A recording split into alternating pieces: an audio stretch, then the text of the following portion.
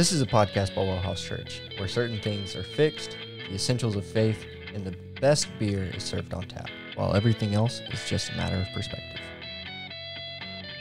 I was cracking beer lovers. What up? I'm tired. It is currently 1:40 a.m.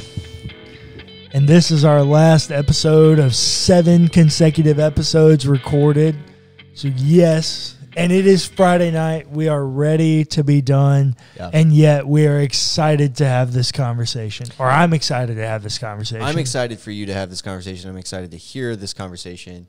Let's do it. So when we were at HEB the other night, and if you don't follow us on our socials, my wellhouse.church is the church account. Clayton is JCWare99, and I'm Pastor Cullen. We post additional content on our Instagram accounts that never get posted to podcasts or anything like that. Yeah. So stories, all that kind of stuff, posts, reels. We post original content. I posted the other day when we went to make the beer run for this. This is a really unique beer. It is very unique. So it's by Martin House Brewing Company, which you've had before. We've had several times before. And this is called the Mango Salty Lady. Mm-hmm. If you don't know, love mango.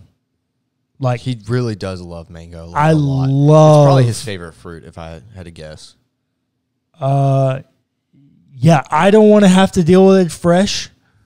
But if somebody is offering me fresh fruit that's already cut up and perfect ripeness, and they've got it out before me on a platter, and mango's an option, yeah, I'm probably picking mango. You're probably right. I don't like messing with it. It's a pain in the butt. It's kind of a pain, but yeah, I love mango. Yeah. And this is a sour. Yeah. If you know, I love IPAs, and I love sours. They're arguably my two favorite kind of beers right now.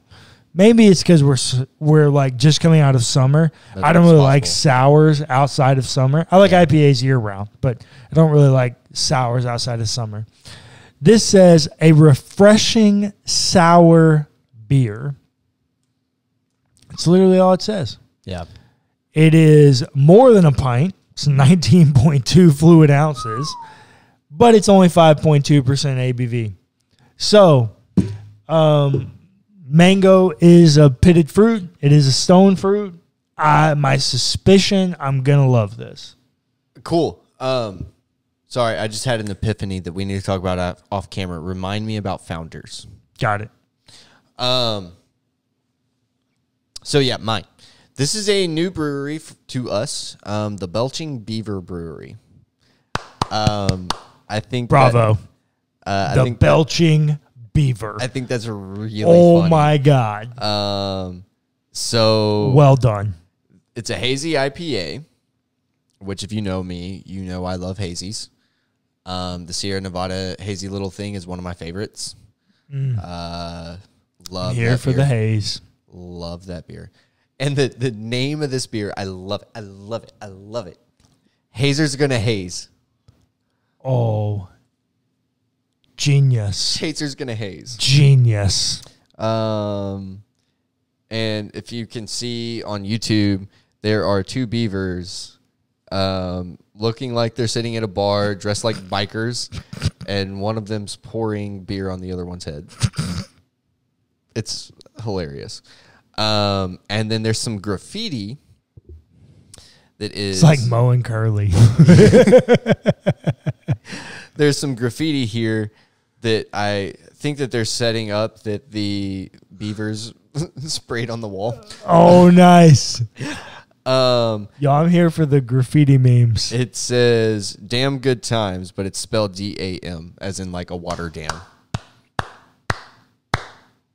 That's just fantastic branding. Just fantastic that branding. Is just, and with the name Belching Beaver, I expected it to be like an import from Canada or something. I bet it's going to be carbonated as mess.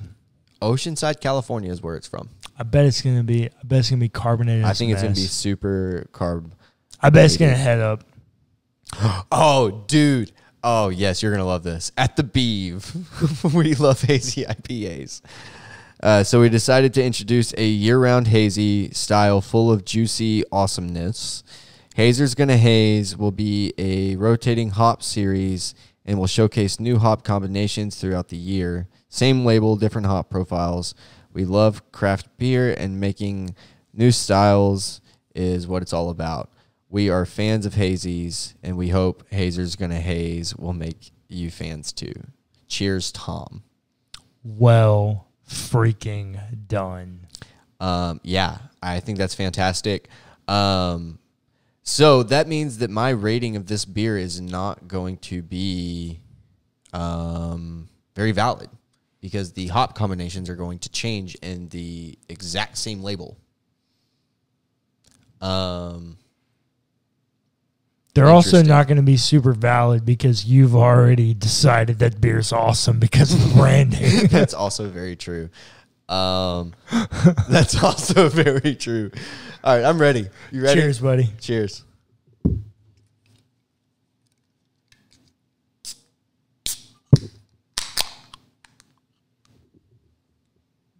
Ooh.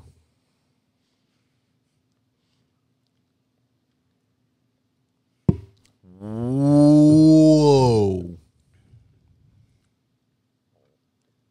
Oh, my God. When they said juicy, they meant flippin' juicy. Taste what? We don't want to, describe it ours first. Nah. You might get flavor. You need to take that apart You first. need to taste mine. All right. You need to taste this too, so.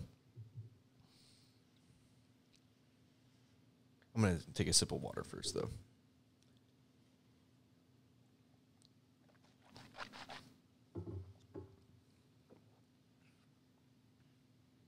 Dude, that's interesting on the nose.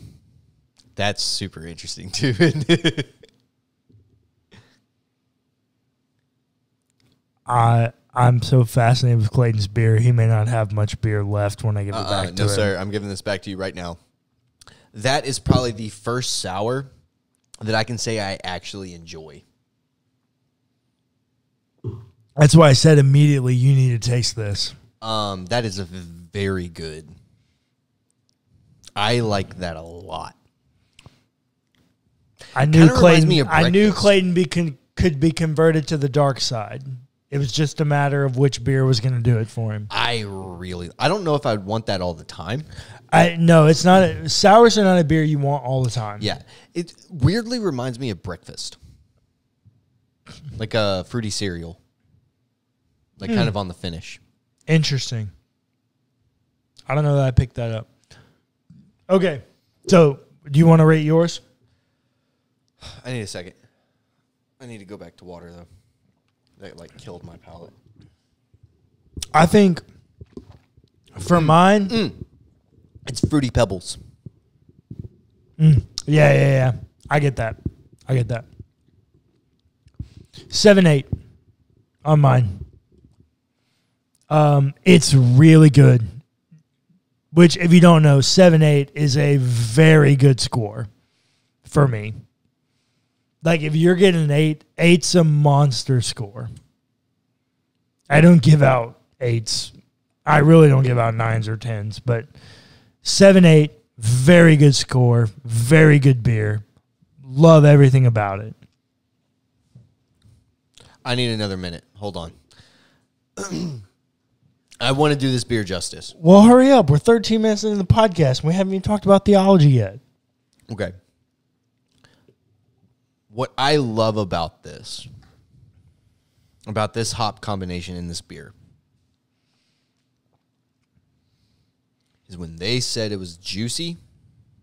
It's juicy. They freaking meant it. It is very juicy. It is so, and I don't mean this in a bad way. I mean this in the best way possible. It is so fruity. Yeah. This is another thing I want to mention. If you're not drinking beer regularly, you don't know what we mean when we say juicy. Yeah. In the same way that, like, when I talk about pretzel stouts, what's the thing I tell? Chewy. They're chewy. You don't know what we mean unless you're drinking stouts these feel beers. like you're drinking oil. Yeah, like, you don't know what these things, like our language of describing them. You just don't know if you're not drinking them. Unless you've had it, you don't have like a construct for it. So if you're looking for the epitome of a juicy IPA, try to get your hands on this. Try to get this. And this hop combination. It's very, very juicy. And you'll know exactly what I mean. Yep, 100%. It is extremely, extremely juicy, and very unique in that sense. Yeah. I mean, I've drank a lot of IPAs that were called juicy IPAs. Jeez, dude. That's the juiciest. So remember last week, listener Cullen, it was 45 minutes ago for you, when I said that the spring IPA from Maine Beer Company was in my top 3. Yep. This is probably top 2. If not number 1 now. Ooh. Yeah, spring might be Audi. I freaking love this. That's not making it into my top 3. It's top 10. I really love this. I'm going like 8.7. Ooh. Ooh. That's the biggest score we've ever had on the podcast.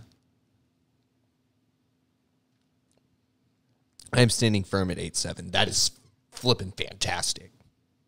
I have nothing bad to say about it, honestly. I'm shooketh. That's a monster score. Standing firm, 8.7. We may never get. You realize we may never get a score higher than that. I'm very comfortable with that. Oh my gosh. Can we just take a moment of silence to remember this moment? Holy mess. 8.7? Yeah. Okay. That is creeping into one of my favorite beers I've ever had. Ooh. That's high praise. It was not that for me. It was really good. It was not that good for me. Our palates are also really different. They are. That's true.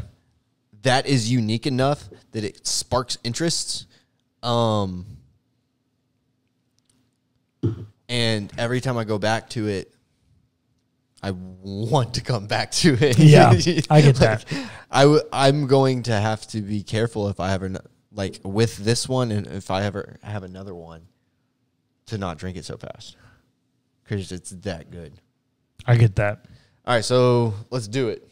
We're almost 20 minutes in. Almost 20 minutes in. Haven't even started talking about theology yet.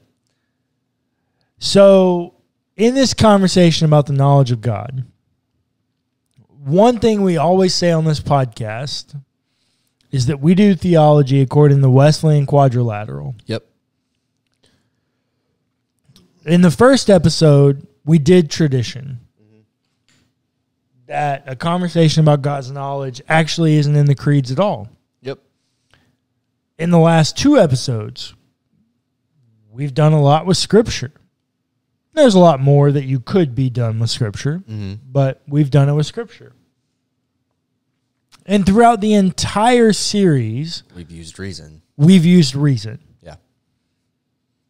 Now it's time to talk about experience. Unfortunately, the only real experience we have on this is yours. Is mine to choose from. And my experience is very unique. But the reason I want to talk about it is because we're naive if we think that our experience doesn't have an impact on our theology. Yeah. We're naive if we think it doesn't. Yeah. It absolutely does. And for me, specifically, what do I always say? I need God to be good and just more than I need him to be anything. I cannot believe that a good and just God would tell his people to do something that was not good and just for them. Right. I was 20 years old. It's in the middle of July. And I decide, I feel like the Lord's telling me that this woman that I've been dating for 3 years, I need to marry. So what do? As a 20-year-old kid? You go buy a ring. No. I go to my parents. Say, hey, what do you think? Yeah. Dad was a little bit more hesitant, but overall supportive. Mom was really supportive. And I say, okay, now I'm going to go to her mom. Her mom, extremely supportive. Then I say, okay, I'm going to go to her dad. And when I go to her dad, I'm like, this is actually a really funny story. This actually is a super funny story. So when I go to her dad and I ask her dad if I can marry his daughter, he's really given over to a guy named Ben Stewart, who Ben Stewart is now the pastor of Passion City Church, the DC campus, not the Atlanta campus. That's Louis. I'm not really connected to either of those guys anymore, if you're wondering. But I was really connected to him, and like he had just kind of convinced me that you need to lay out all the pictures, like everything out on the table. And so when I went and asked Hunter's dad if I could marry her, I took everything, literally bank statements, like budgets, bills, all these things. I even took a projected budget of how I was going to take care of his daughter. I had never heard this before, but wow. Talk about above and beyond. I took like literally everything. And I go and I lay it all out to him. I show this dude as a 20-year-old man how much money I got. I literally show him yesterday's printout from the bank of how much money I got. Like, I lay it all out there for him.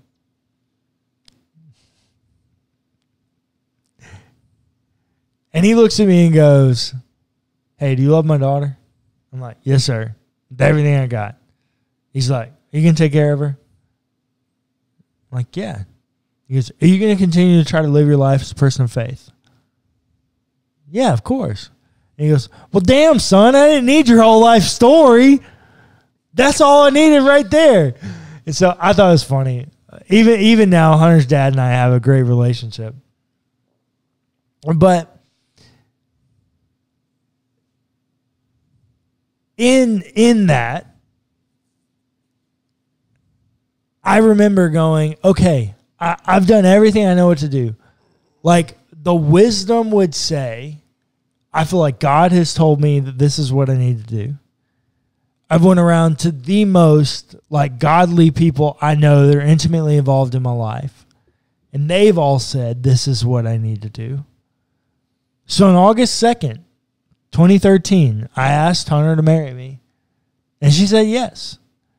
And 8 months later, almost to the day, 8 months and 4 days, on June 6th, 2014, we got married.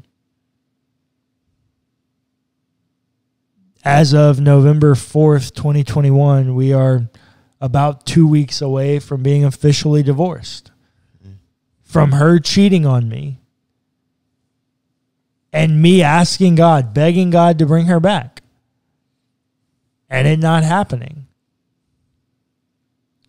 Makes you kind of question. Did God know? But here's the piece I've never really walked out for anyone on a public platform. I've talked a lot about my divorce. I've talked a lot about being cheated on. I've talked a lot about trauma and betrayal trauma. I've talked a lot about all of it. The one thing I haven't talked much about is what I wanted to write in my vows. So I remember 21 years old praying to the Lord about my marriage. And I remember feeling impressed by the Lord that the Hosea and Gomer story was vitally important to the story of my marriage and my relationship to Hunter. But I couldn't see it. And so I was making myself Gomer in the story, and I was making Hunter Hosea. And I went and I had told our officiant, who happens to also be my uncle, about this. And long story short, he talked me out of using that story in our vows. Because no matter how I tried to write the story, people were always going to remember that Hosea is the woman and or that Hosea is the man and Gomer's the woman. Hosea is the faithful, Gomer's the prostitute. No matter how I told that story, his fear was that I was calling Hunter a prostitute. Very valid fear. Very valid fear.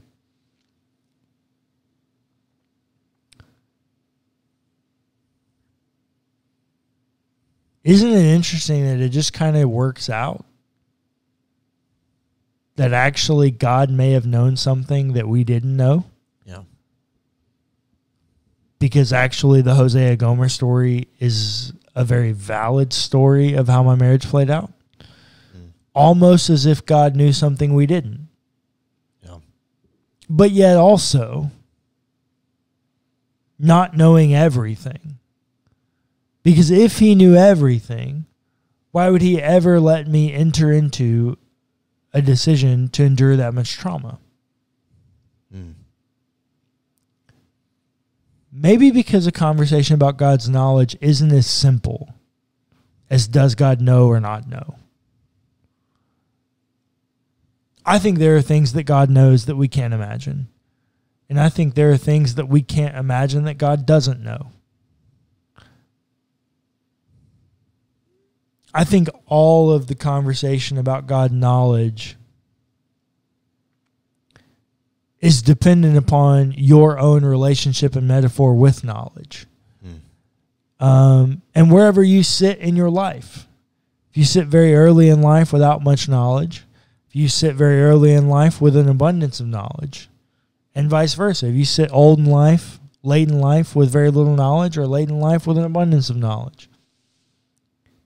Your relationship to knowledge has an effect on how you think God's relationship with knowledge has an effect on you. Yeah.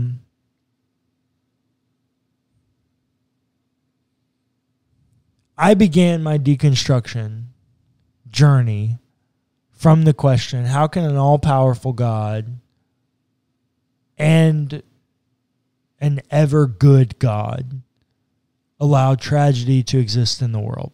Yeah. In the same way, it's a different question, but it's a similar question.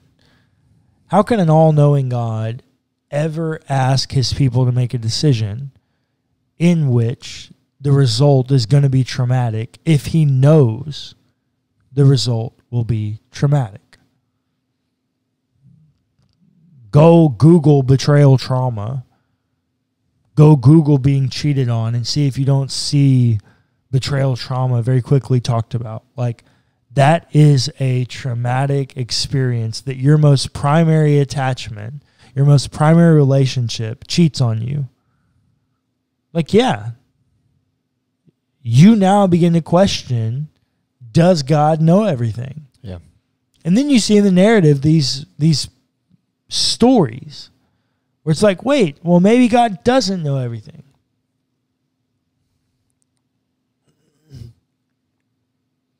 That's my experience. Yeah. And I will tell you, based upon my experience, I don't think God knows everything. It's just me personally. I'm not saying you have to believe that. That's just where I am. And you can still be firmly orthodox and believe that. Yeah. There's nothing that says that you can't believe that. for me, one of the things that becomes very clear to me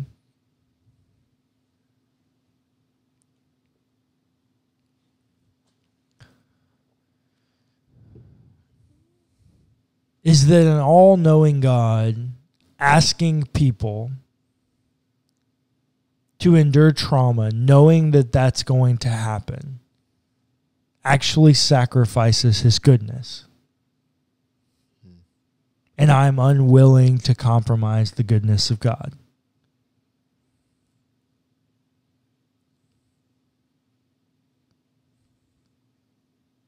Clayton, why, if at all, I actually don't know the answer to this question. Why do you, or maybe let me ask you this way. Do you in your own faith construct need God to be all-knowing? No, not necessarily. Why?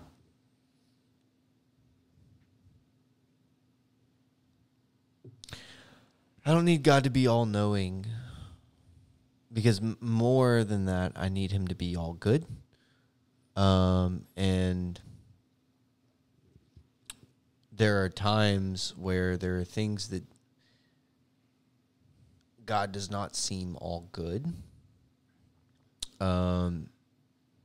Therefore, I have to do something else with it. And it makes sense to say that God just doesn't know sometimes. And also because we have Jesus. Yeah, Right? that was going to be my point, is it's easy to go, well, God doesn't know.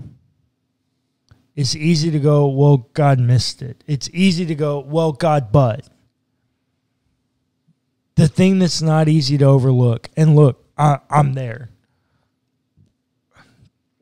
I am in deconstruction. I've been through deconstruction and will continue to deconstruct probably for the rest of my life as much as anyone. Mm-hmm. I told you the other day, somehow I feel closer to God than ever and yet have more questions about God than ever. Yeah.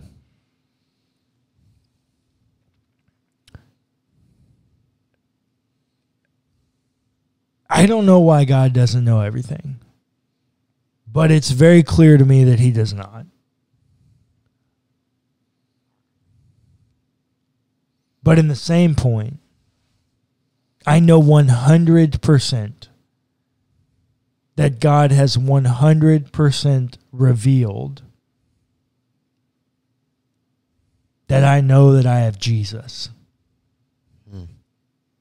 And it's Jesus that matters. Yeah. And I can put up with God not knowing. I can put up with all of these questions. I can put up with myself not knowing. Because I know I got Jesus. It's only Jesus. Like, that's literally it. And here's the great thing. Jesus doesn't have to know everything. No.